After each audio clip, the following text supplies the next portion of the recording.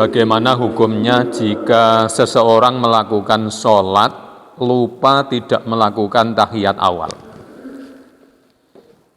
Terkait masalah lupa dengan tahiyat awal, jadi di dalam sholat itu ada yang namanya rukun, ada yang namanya sunnah.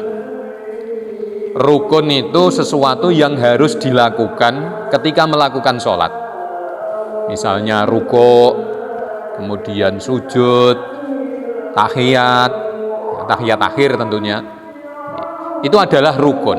Nah, konsekuensinya ketika rukun itu ditinggalkan, maka tentu sholatnya batal, sholatnya tidak sah. Itu rukun. Kemudian sunnah. Kalau sunnah ini sebatas anjuran, jadi memang dianjurkan untuk dilakukan. Nah, konsekuensinya ketika sunnah itu ditinggalkan, maka tidak sampai membatalkan sholat. Sholatnya tetap sah. Ya, cuma bedanya karena sunnah itu apabila dilakukan mendapatkan pahala, kalau ditinggalkan tidak mendapatkan apa-apa. Jika sunnahnya itu ditinggalkan, ya tentu akan berkurang nilai keutamaan dan pahalanya. Nah, tentang sunnah itu sendiri, ini ada dua. Ada sunnah ab'ad, ada sunnah hayat. Nah, bedanya apa? Begini, kalau sunnah ab'ad apabila ditinggalkan, itu dianjurkan untuk mengganti dengan sujud sahwi sebelum salam. Dan anjuran ini pun sebatas sunnah. Artinya kalau misalnya dia tidak pakai sujud sahwi pun juga tidak apa-apa.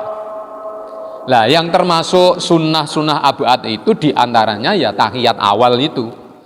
Ada tahiyat awal, kemudian kunut. Kalau di dalam kitab Safinatun Najah itu disebut ada 7 yang termasuk sunnah-sunnah ab'ad.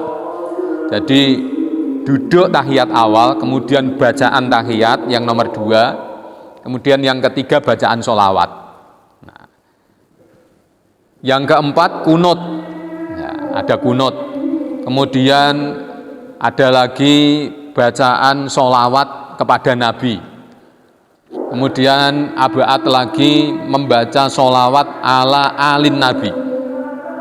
Ya, biasanya yang paling sering itu ya kunut dengan tahiyat awal. Jadi sesuai dengan pertanyaan tadi, apabila orang itu meninggalkan tahiyat awal karena ini termasuk sunnah ab'ad, maka nanti sebelum salam disunnahkan untuk mengganti dengan sujud sahwi.